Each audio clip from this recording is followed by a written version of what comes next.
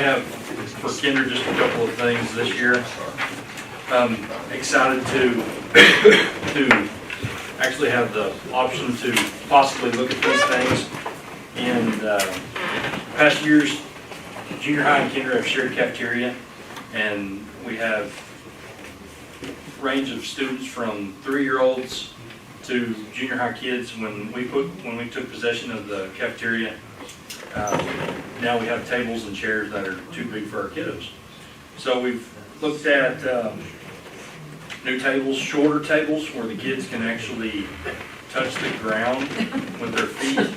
It's amazing if you look under the table during cafeteria time.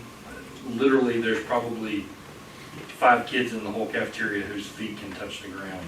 So they're sticking out, they're kicking each other. They can't push in the chairs because they can't reach the floor, so literally we go around and push in the kids' chairs. They have to sit on their knees or have their feet propped up underneath them to be able to eat their lunch sometimes.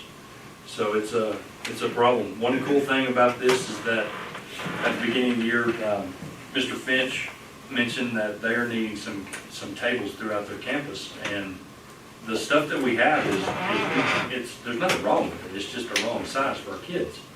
So they are offering to be able to take a good chunk of our tables and chairs and use them because there's literally nothing wrong with it. So that's something that is a big bonus, because in the past we've always said, what do we do? What do we do with the old stuff if we get new stuff?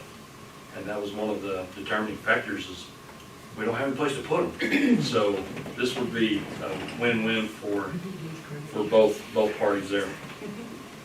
But like I said, 3-year-olds, 4-year-olds, they really have a rough time with the tables.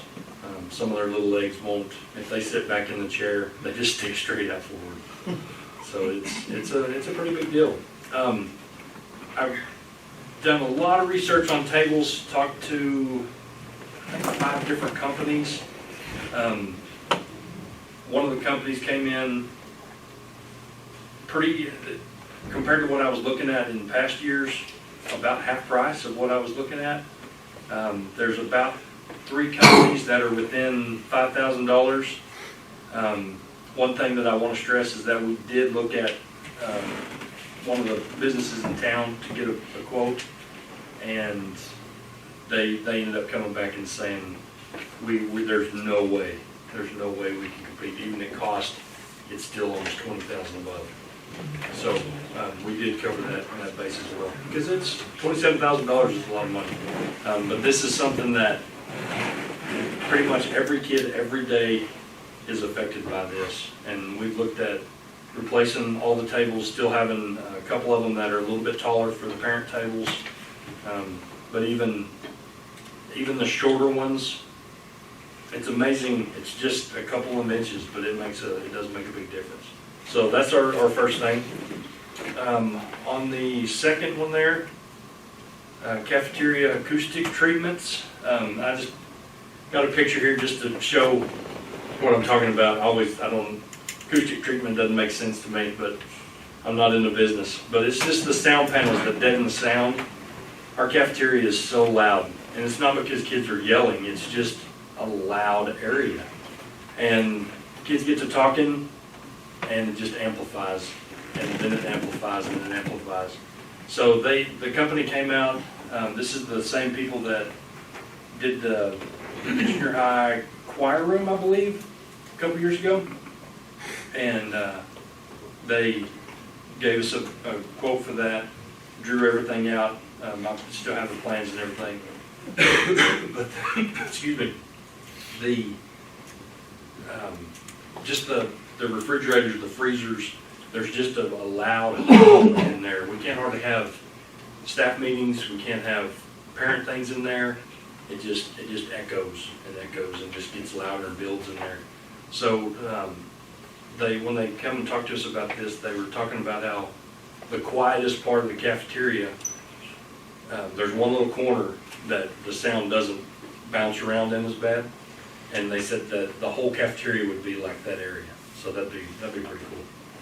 So it's just a noise thing.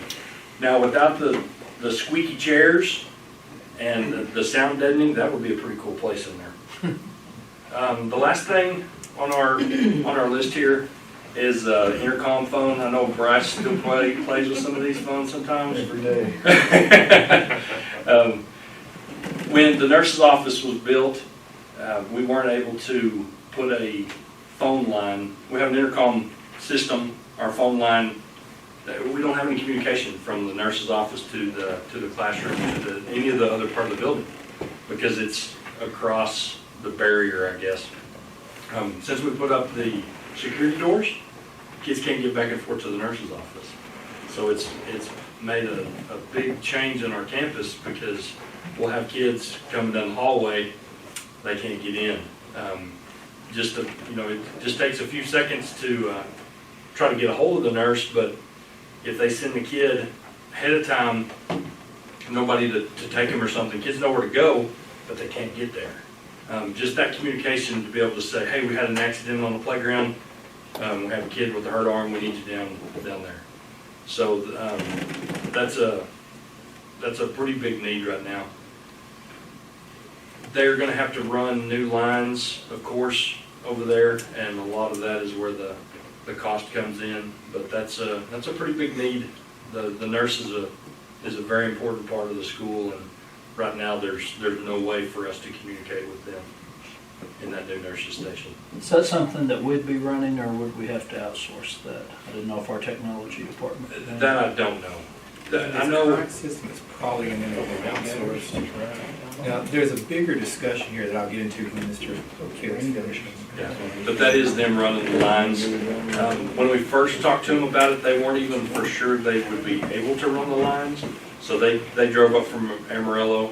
It's Ideacom, that's who has all of our system.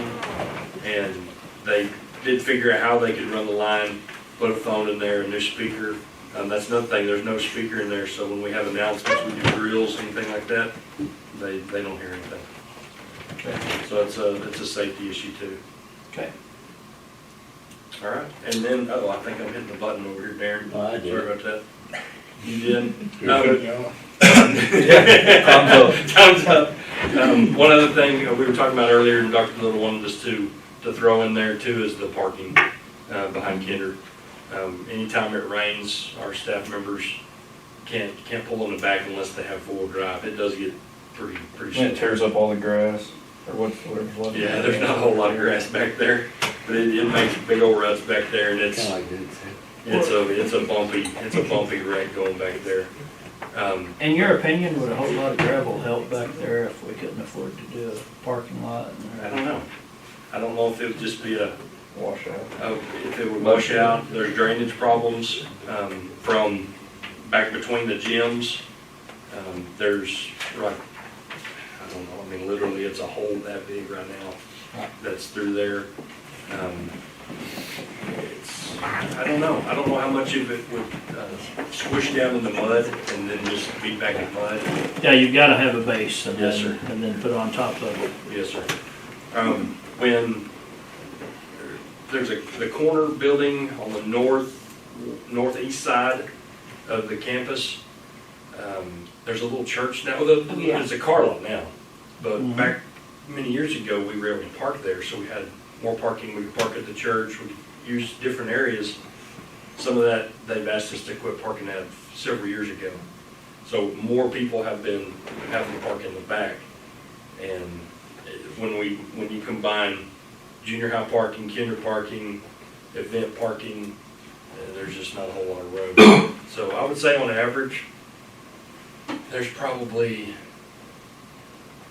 25 cars that park in the back, but when it's storming, raining, snowing, We'd have to find somewhere else. you can't get back there. I quit going back there because it's so bumpy and literally you need a four-wheel drive. Well, that was something that Joe, wasn't it, talked about when we did the junior high? Yep, we I ran mean, out not of so money. much promised, but Yeah. kind of We were hoping at the end we would have implied enough. that we To addressed it. extend that Something parking that lot, came up but on we the didn't. teacher survey upset that never got done. Yeah, Yeah, it- tables and chairs is the cafeteria, at 26,000, how many seats or how many kiddos? Total seats, I mean, is that 26, not per unit, is that for the whole? no, sir, that's the entire cafeteria. That's everything. That's replacing all the tables like we have set right now, all but 2 round tables. That's seating for, I would guess 200, where we fill right at 150 a day for kinder lunch. But that's from front to back. Okay. They're the collapsible ones that are easier to move and the stools instead of chairs or even benches where the kids can position themselves on the stool to touch better and stuff. All right. Thank you, Mr. Felix. Yes, sir, thank you. You're gonna hear from, I think, just about every principal, not that we have